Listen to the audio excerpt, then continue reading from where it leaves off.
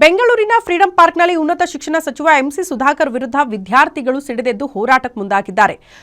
430 first grade ಕಾಲೇಜಿನಲ್ಲಿ guest ಲೆಕ್ಚರರ್ಗಳ ನೇಮಕ ಮಾಡದೆ ಸಚಿವರು ನಿರ್ಲಕ್ಷ್ಯ ತೋರುತ್ತಿದ್ದಾರೆ ಅನ್ನೋದು ವಿದ್ಯಾರ್ಥಿಗಳ ಆಕ್ರೋಶಕ್ಕೆ ಕಾರಣ ಆಗಿದೆ. ಇದೇ ವಿಚಾರಕ್ಕೆ ಸಂಬಂಧಪಟ್ಟಂತೆ ಫ್ರೀಡಂ ಪಾರ್ಕ್ನಲ್ಲಿ ಹೋರಾಟಕ್ಕೆ ಮುಂದಾಗಿದ್ದಾರೆ. ಈ ಕುರಿತ ಒಂದು ವರದಿ ಇದೆ, ಬನ್ನಿ ನೋಡ್ಕೊಂಡು ಬರೋಣ.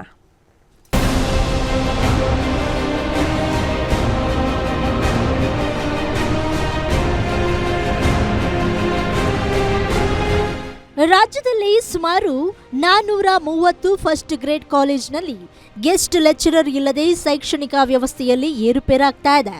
ಇನ್ನೊಂದೆಡೆ ಯುಜಿಸಿ ನಡೆಸುವ ನೆಟ್ ಪರೀಕ್ಷೆ ಪಾಸ್ ಆಗಿದ್ರೂ ನೇಮಕಾತಿ ಪತ್ರ ನೀಡದೆ ವಿದ್ಯಾರ್ಥಿಗಳನ್ನ ಉನ್ನತ ಶಿಕ್ಷಣ ಇಲಾಖೆ ಆಟವಾಡಿಸುತ್ತಿದೆ ಅಂತ ಫ್ರೀಡಂ ಪಾರ್ಕ್ನಲ್ಲಿ ಪ್ರತಿಭಟನೆ ಮಾಡಿದರು.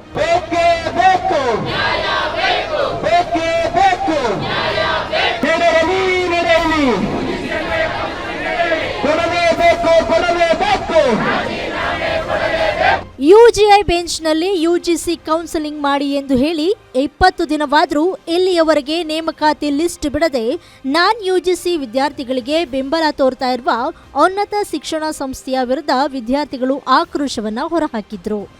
ಇಲ್ಲೆಲ್ಲ ಏನು ಸೇರಿದ್ದೀವಿ ಅದಕ್ಕೆ ಮುಖ್ಯ ಕಾರಣಕರ್ತ ಅಂತಂದರೆ ಉನ್ನತ ಶಿಕ್ಷಣ ಸಚಿವರಾಗಿರುವಂಥ ಎಂಸಿ ಸುಧಾಕರ್.